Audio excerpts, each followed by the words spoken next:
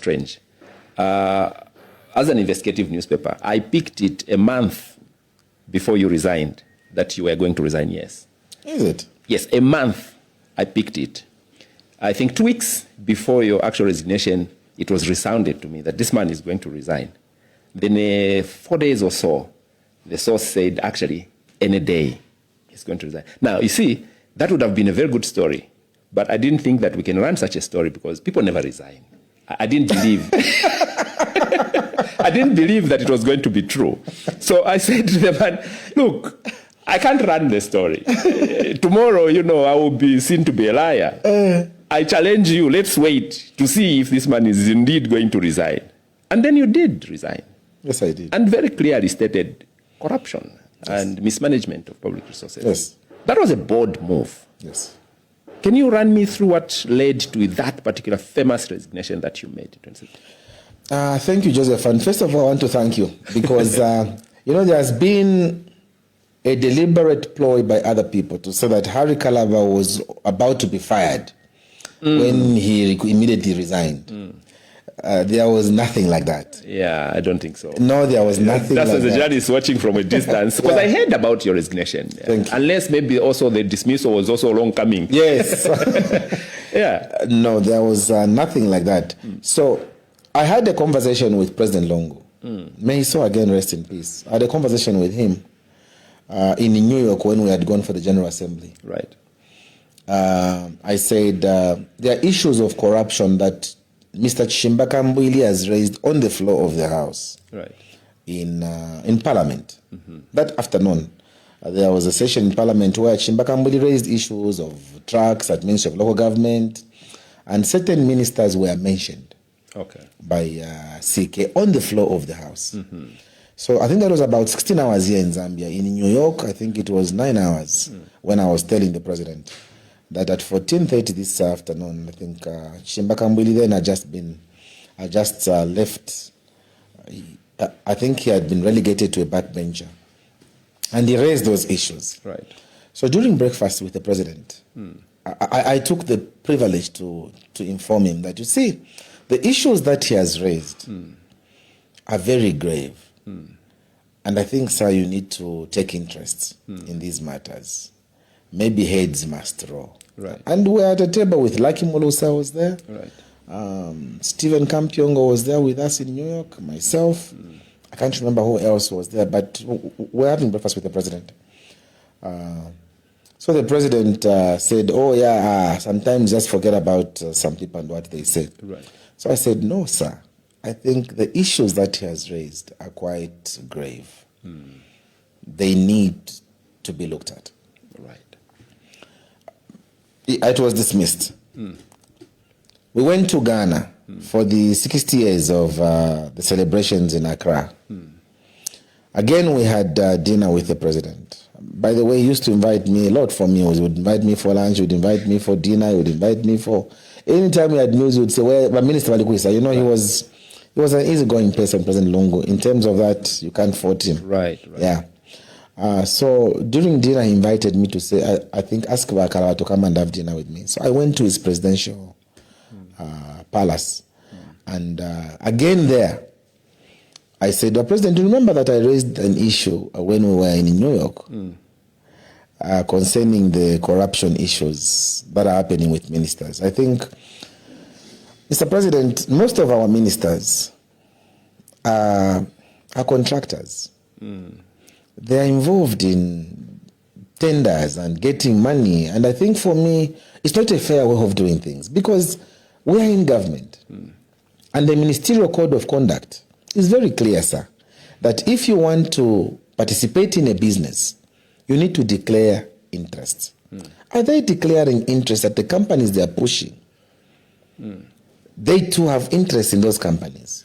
President Kalaba, that's a very unusual thing for a minister to say. In Africa, in Zambia, for a minister to say to a I said it. Was that out of pure principle that I detest corruption, or perhaps you didn't have your own mechanisms of making the money like others were doing? No.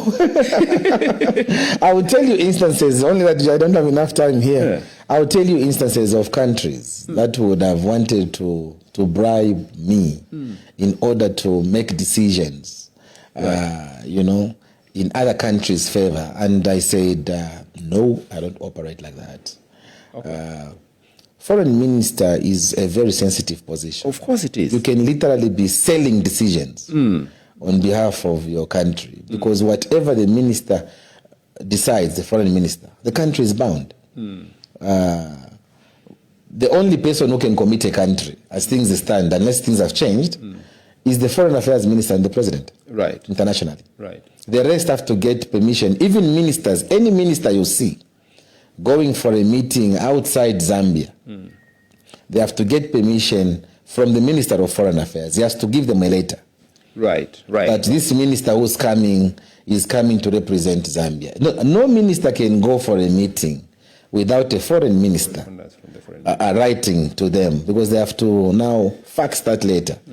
That there's a Ministers of Agriculture meeting in Geneva, but the Minister of Foreign Affairs will have already written a letter, so it is accepted as attend that meeting. So it wasn't envy that was pushing you to expose others to the president? It was never envy. Really? And did you mention the names of these ministers whom you... Yes, I did. You did? Yes, I did. Okay. I did mention the president. And apparently I saw Will you be kind enough to tell us who these ministers are? No. I will spare them, but I did tell the president. Okay. Because he asked me himself, who are those? I said, I know, President, you already know the people involved. I mentioned about 4 people. I said, this one, this one, this one, and this one. I think, sir, I'm not saying they're corrupt, but I think it would be good for you to take interest and just see. And I'm not saying this because I want to backbite them. In fact, one of the ministers, when I was telling the president, he was even there. Okay. Okay. He was there, and I said, even this one, I think, sir, you need to take interest in him. He's too much into deals. What was his response? The minister got offended. He said, don't talk like that. That's not the way you behave. I said, no, but colleagues, for as long as we don't take things seriously, the Zambians will not take us seriously. So in Ghana, in Accra, the president, I told him, and in fact I went further to tell him that, Mr. President, maybe I'm being a bore to you, or I'm being a stubborn minister. Maybe you should relieve me of my... I asked him to relieve me of my duty. Yes, I did. I asked him if he could relieve me, because I said, maybe if I resign, it will not be a good thing. Maybe, Your Excellency, using your discretion, why don't you drop me, so that people don't think that I have... So I tried to ask to be dropped. And he didn't want to? No. The president said, do you think he... No, he told me himself. Because later on when he came back here, I wrote him a letter. I have a copy, by the way. I wrote him a letter, and I told him that I want to resign. So he invited me at State House and asked me why I wanted to resign. And I explained to him the same things I told him in New York and in Accra. And I said, I want to resign because of these issues. I think Zambians are losing interest in us. Because I was reading newspapers every day. Whenever I open the newspaper, it is corruption, this, corruption, that, and it was affecting me. Joseph, I even stopped flying the flag. Really? Before you even resigned? 7 months before I resigned. Ask the staff at Foreign Affairs. Right. I'm sure they're going to watch this video. You are not proud enough? No. I was no longer proud to be minister. Because I grew up in a house where my father told me that accountability is everything. And that public trust must never be misplaced. Our people should never be prostituted with. And I felt that we reached a point where Zambians were no longer being taken seriously. And I was not going to be part of that. I thought it was all about leaders getting contracts, leaders building big houses, leaders doing this and that. And what about our people? Right. What about our people? So I said I would rather join the majority who don't have. But the president receiving a letter from you saying, Mr. President, I want to resign, then he calls you. Yeah. He wasn't happy, I assume. No, he asked me, why do you want to resign? So I said, Mr. President, I told you in New York. I also mentioned Mr. President in Accra. In Accra. Yes. But there are these issues. But sir, nothing is happening. And because of that, I think I just don't want to be part of this anymore. What did he say? So the president told me, no, you are minister, no, you're doing very well. You can't resign. You see, you're one of those that I am counting on in this administration, and your issue will take us. I'll look at it, and it's something that we will take very seriously. So just give me time, I'll work on it. I said, thank you, Mr. President, for the honor, for inviting me and for reassuring me that these things will be done, because people are becoming notorious, you know. Though, limited respect for public property. Right. And I think that's not the way governance should run. Right. Maybe this is why I'm a bit unpopular with some of my colleagues in the past administration, because they think that you're a traitor. I'm a traitor. Kalava feels that he's so perfect. Right. I am not perfect, Joseph. I am bound by human frailty. But you know, when you are given a position of government, that's a position of honor. Right. I want us to talk a bit more about that, but first, how did the president receive the resignation? Finally, he told you that we work on these things, but nothing was moving. Yes, after that, no, he didn't. So I didn't resign there and then. So we went for a SADC meeting in Gaborone. Yeah. I think 3 months later, if my mom says me right, then we're coming back. He was kind enough to put me on his jet. Okay. And we were the two of us flying from Gaborone Summit and then coming back into Zambia. Again, I brought up that topic. Wow. With him. I told him, Mr. President, I don't know that issue, Mr. President. But I didn't see anybody. I saw the people, the behavior was continuing, everything was going on the same way. And I was saying, this is not the way. So again, I demanded the president. So he says, no, leave it with me. And he changed the topic and I left at that. There and then now I said, no. I'm going.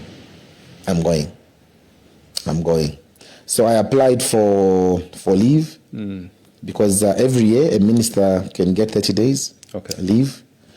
So as foreign minister, I hardly used to get leave because I was always on the move. You know, there are always meetings. Right. So I applied for leave December. I think December the 7th was my last day at Foreign Affairs in 2017.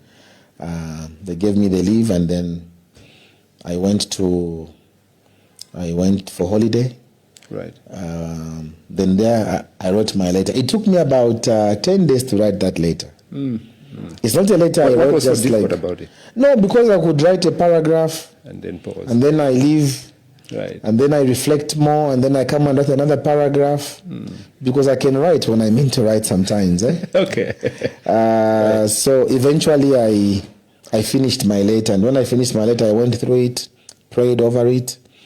And I said, okay, I can go. So I asked my wife if she could get through, if she could go through it, and then she told me, "Are you sure you want to do this?" I said, "Yes."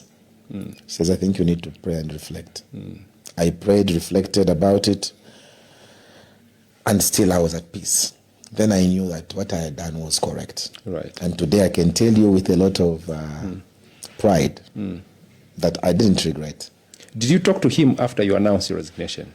Did he call you after you served him the letter and publicly made the announcement that you had resigned? What was the reaction now? When I sent the letter to State House, because then I just sent now a letter of resignation to State House. Right. I went and dropped it at the gate. That's all? Yeah. It wasn't even, can I have access to the president? No, I already had access with him. I was with him on the plane. I told him. I was with him in New York. I was with him in Ghana. No need to meet. So I said, I think this thing will just be talking the talk. I'm not going to be part of this. Right. So I left it at the gate. They told me, no, but I think you should take it, a minister, take it inside. So I took it inside. And when I arrived, they told me the president was in a meeting at State House. So I gave the secretary. Secretary opened it and said, "No, Minister, you can't leave this letter here." I said, "I'm leaving it here." "No, wait for the president." I said, "I think he's busy. Let me not." That's how I left it there. And I switched off my phone. Why? Because I knew he was going to call me back and say, come and get the letter. So I switched off my phone, and immediately I switched off my phone. I even posted the letter on my Facebook page. I see. Because I knew if I don't do that, it would be suppressed, and then no one will suppressed, know. and again they'll call me and say, no, this thing, withdraw it. I wasn't going to do that. So I said, let me put it on my page as well. So when I put it on my page, one of the ministers now were frantically wanting to reach me.